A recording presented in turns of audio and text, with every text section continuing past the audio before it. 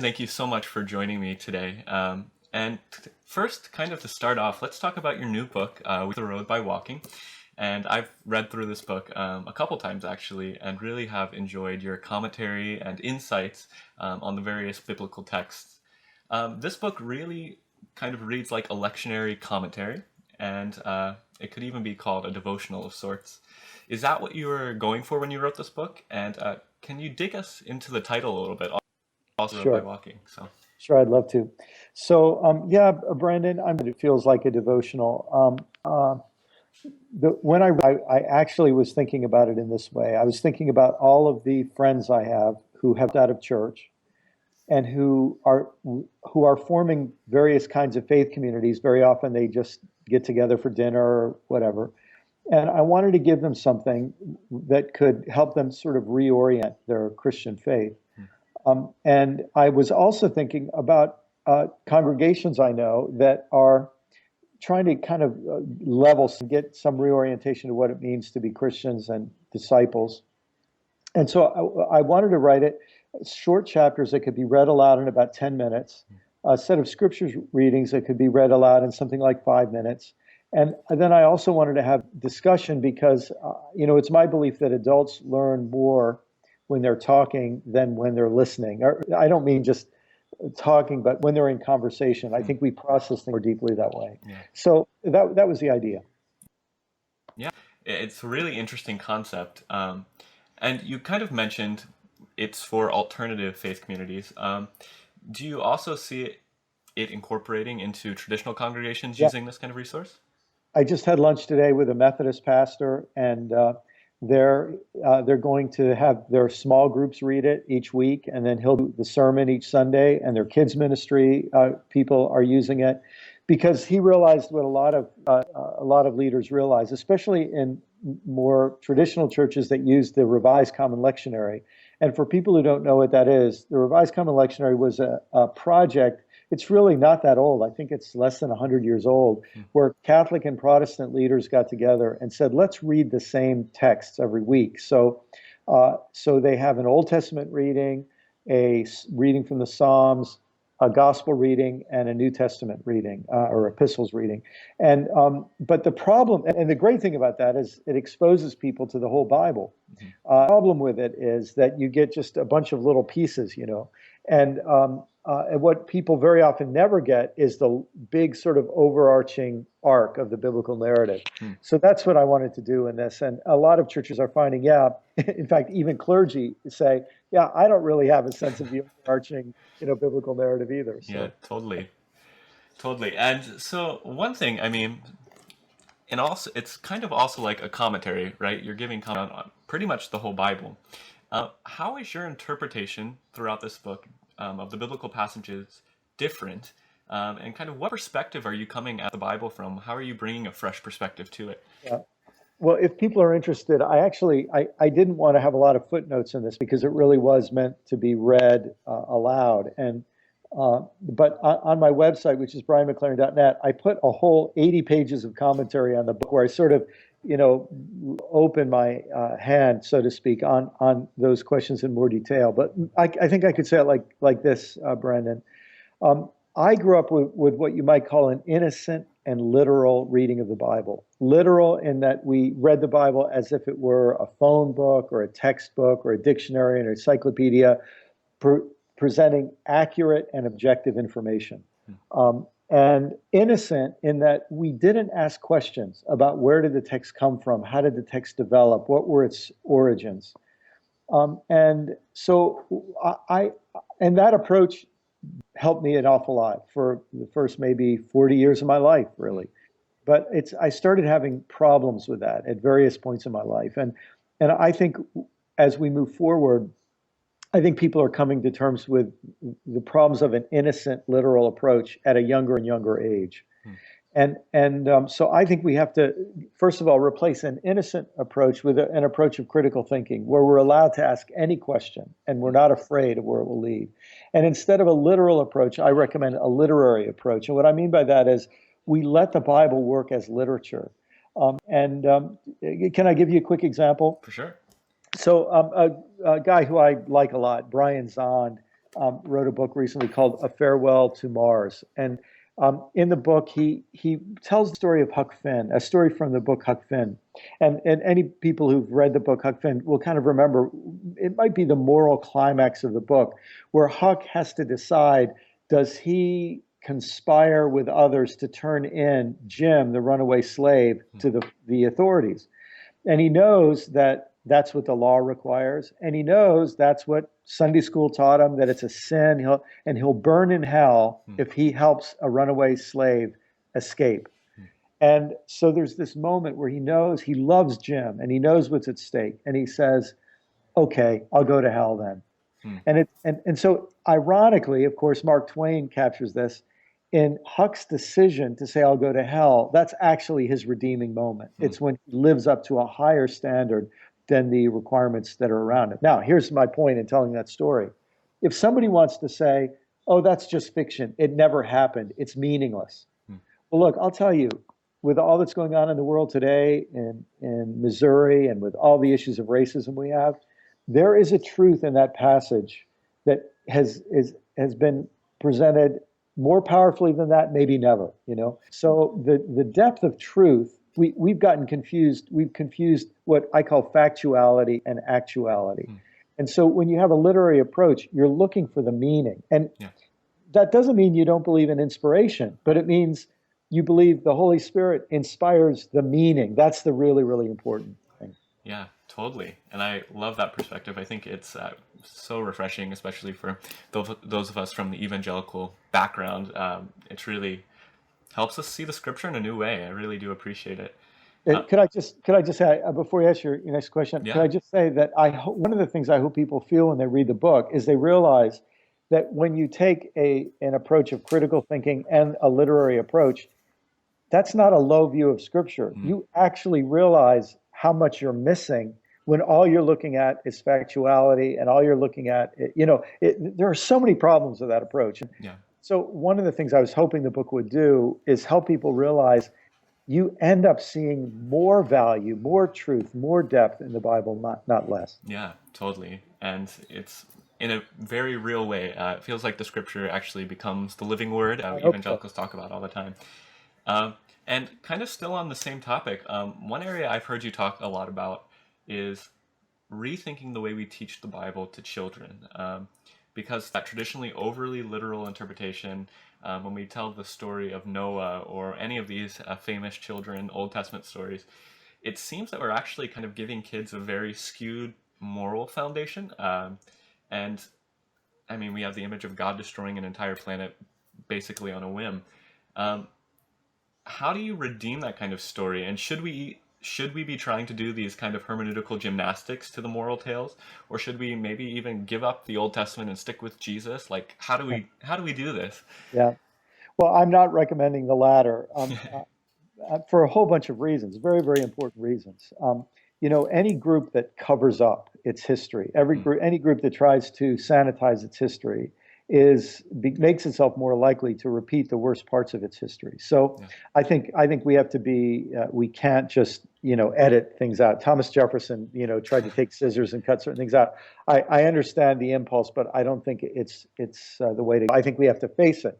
But let me tell you how and you remember this since you read the book, but the way I try to deal with this and We Make the Road by Walking is I say, well, and we have this wonderful advantage that just in the last 150 years, we've discovered ancient texts. And we discovered a text in the Epic of Gilgamesh, which is the story of Utnapishtim. And as soon as you read it, you realize this is the precursor of the Noah story. And then when you sort of take the Utnapishtim story and the Noah story, you see how the Noah story morally advances over the Utnapishtim story. Yeah. But then you come to the story of, for example, Moses. And in the story of Moses, it's not God drowning people, it's Pharaoh drowning people, and God is the one saving people. And then you come to the story of, and in Jesus, God is revealed as with the victims. And so I think this way of reading the Bible, it's in some ways it shines more of a spotlight on Jesus, but it doesn't require us to throw out those texts, but it allows us to look at their history. So that question about the Noah story, says, well, how did that story develop? Where did it come from? And now we actually have some data to help us see that. Yeah, awesome. Yeah, that progressive revelation idea, I really do. I like that as well. And by the way, it doesn't, then you can also notice how strange it is in the Noah story. I mean, it's almost as if the writers and the editors of that story, at the end of the story, God says, whoa, I will never do that again, you know? Yeah, And also the story makes it very clear it doesn't work, because if this is supposed to clean up the world, Noah's getting drunk and some kind of shady things are happening, days after the solution. yeah, And and I think in that way, then the other thing we have to do is look at how one story prepares the way for the next. So the Noah story prepares the way for the Tower of Babel story, and the Noah and Tower of Babel story prepare the way for the Abraham story. And in my reading of the book of Genesis, when you get to the Abraham story, now this is God's sort of final way of dealing with the problem of human evil. It's not to threaten the death penalty like he did with Adam and Eve, and it's not to even the Cain and Abel, that method didn't work, and the Noah story didn't work, and the Babel structure didn't solve the problem. But when you get to Abraham, God decides to bring blessing to the world through blessing some, and this then becomes the strategy that continues and is never repudiated through the rest of the scriptures. totally. And kind of just to push into that really quickly, do you, in your understanding of God and in how he works with the scriptures, throughout the book of Genesis in the Old Testament, is that actually God progressing? Is God growing? Or is that our interpretation and understanding of God? I'd say the latter. Okay.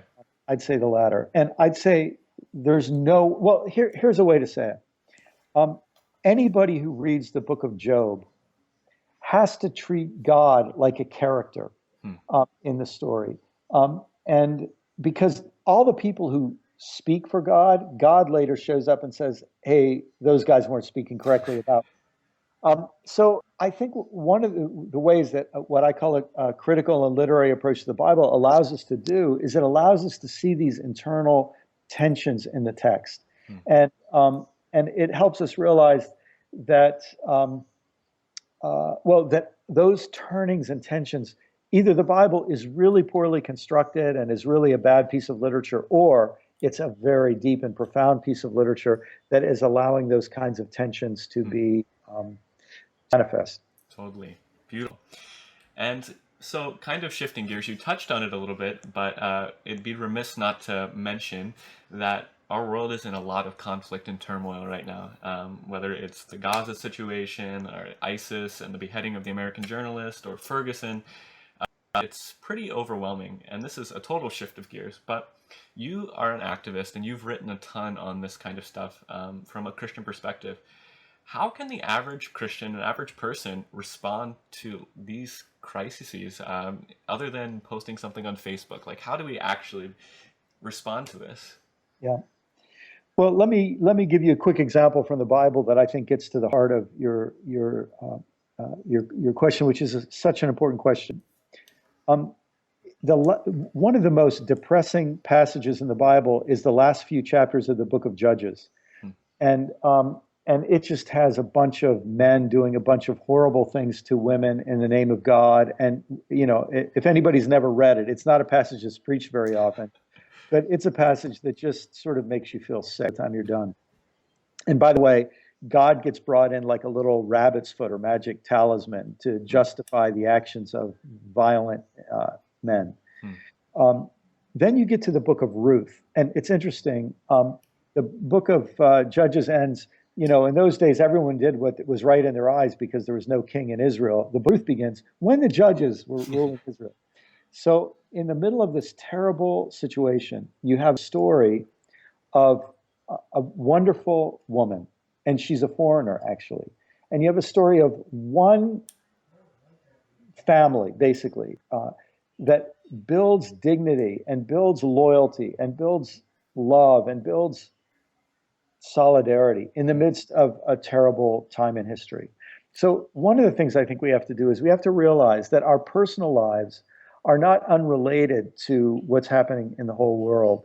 Every day that I can stand up with a little more integrity, every day that I can stand up with a little more love, every day that I can face all the bad news with hope, Hmm. And every day that you do that, and the other people who are listening to us do that, I mean, we have to realize that one person doesn't change everything, but one person who then his example is followed by another person. That's how things begin. So Yeah. the first thing I would say is that our personal lives are not unrelated to this. But the second thing I would say is that this is a huge need that we have, Brandon, and I think you share this, even your work with Revangelical. I think we have to do a better job of organizing people of faith for productive action. Hmm. And it's sort of sad to think that our religion has been around for almost 2,000 years, and our country's been around for hundreds of years, and we really haven't figured out how to organize Christians for constructive purposes. Frankly, often when Christians have been best organized, it's been on the wrong side of things, or it's been ways that they were actually being manipulated by political forces. So this is something as an activist I'm committed to. Can I add one other thing? Yeah. I think we have a huge need, and this is something some friends of mine are working on.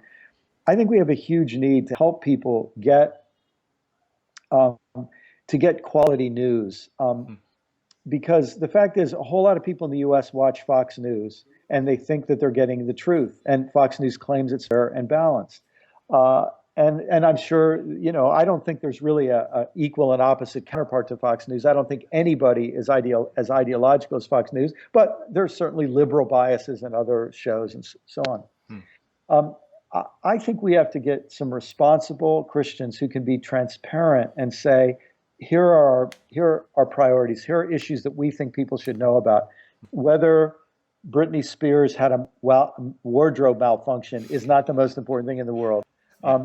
But here are things we should know about. And this is something I think we're going to have to work on. Totally. Yeah. Wow. Well, thank you for that answer. And also, just kind of, so this set of interviews is actually part of a new project that I'm launching called Project Awaken on Patheos Spirituality channel. And so the people that are actually going to be watching, there's going to be Christians, but hopefully a wide range of people from other spiritual backgrounds.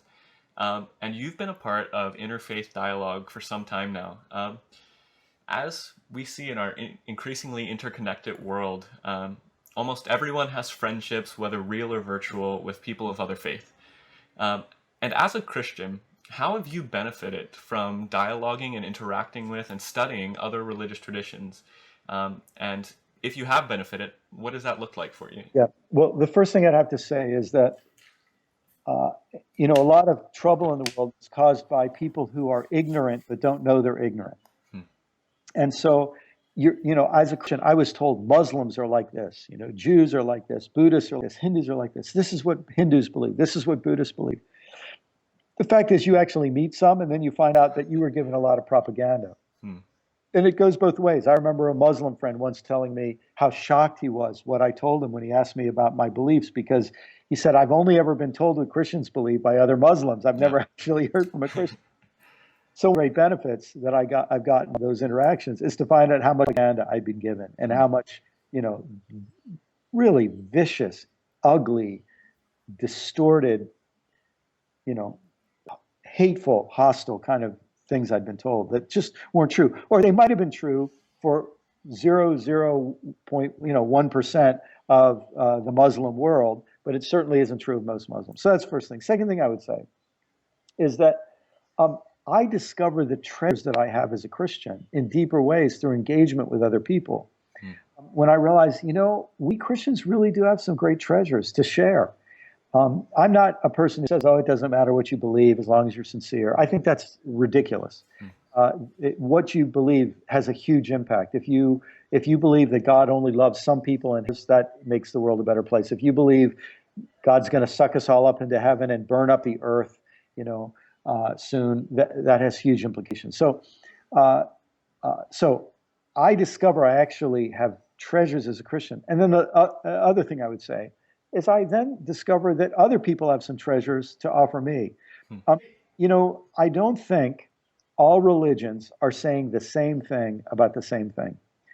And I don't believe all religions are saying different things about the same thing. I think in many cases, different religions are saying different things about different things entirely. And when you acknowledge that, then suddenly they stop being in competition and they actually say, oh, that's your expertise. Mhm. You can bring that to the table. Yeah. I want to press into that a little bit because there's a lot of thinking, especially in this world of spirituality, that there are core truths at the center of all faiths. That's like, it's kind of like the core idea in the spirituality movement, this new age, new thought movement. Do you think there's validity in that, or is that, from your perspective, Yeah, just not true? there's validity in that, but Okay. it's only half the truth. I wrote a Okay. whole book about this called "Why Did Jesus, Moses, the Buddha, and Muhammad Cross the Road?" And here's the way I said it in that book. I said, I don't think it's our differences that are causing us trouble between religions. Our biggest problem, I'm really convinced of this, between our religions is not our differences. It's one thing we all hold in common.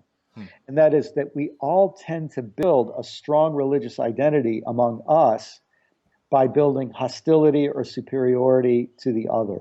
Hmm. And ironically, that is something we actually have in common. Yeah. Now, on the ethical level, look, if a religion is going to survive, it's going to teach younger people to honor their elders. If, Hmm. if religion's going to survive, it's going to teach married people to not cheat with, other people's spouses. If a religion is going to survive, it's going to have the same basic ethical requirements because there are certain practices that erode and deteriorate and cause a community to fragment and self-destruct. Hmm. So you will never find, one religion saying love your children and another religion saying hate your children, right? Yeah. Just won't happen. So there are certainly those ethical commonalities. And I would also say that one of the other things that you find when you don't judge other religions based on what people in your religion tend to tell you, you find out that every religion has huge diversity. There are fundamentalists in every religion, and there are whatever the opposite of that is. Hmm. And I think in every religion there is a kind of reverent mystical tradition. Hmm. And one of the things that's very interesting in the reverent mystical tradition is that you find a belief that your own religion it doesn't own God, and doesn't own everything. It doesn't own the ultimate. Hmm. And there's a kind of humility that comes there and an openness and a teachability. When we discover that thing, Hmm. I think it will help. It will help all of us. Hmm. Awesome. And kind of bouncing off of that, from your experience, first of all, being a follower of Christ for many years, and also through this interfaith kind of dialogue you've done, how has that affected your personal spiritual life? What does that look like for you? Is there any like set disciplines that you do? Because this is a big question for a ton of Christians and Yeah. other people. So, Yeah. Well, let me first say my upbringing in an evangelical community taught me a couple of disciplines that stay with me till today. There was something very big. I don't know if it's still talked about as much now, but when I was coming up, it was called the quiet time.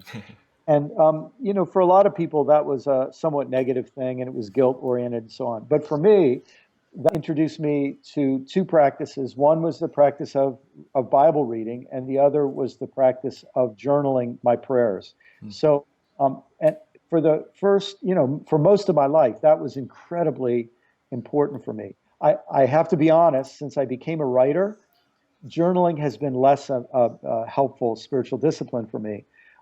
But at any rate, there was a lot of good practices that came. But I'll tell you something I didn't have much of. That was a physical practice. Hmm. And there is a tradition of physical practice in the Christian faith. You see it more, for example, in Eastern Orthodoxy, where prostrations and things like that Hmm. are important of the spiritual life. But through yoga and Tai Chi and other kind of Eastern practices, they really emphasize the physical dimension. And so, one of the things that's been very meaningful for me in recent years is integrating some of the kind of embodiedness of Eastern practice with my own Christian faith. Hmm. That's come probably if journaling and Bible reading were the most important practices in my early life. Obviously, continuing to reflect on the Bible is still deeply important to me and always will be. But I would say maybe journaling got replaced by some kind of embodied physical prayer Hmm. practice. Awesome. Very cool. And kind of a last but very unfair question to ask. So, like I said, the audience here is not just a Christian audience. So, we're Right. talking to people from all faith and backgrounds.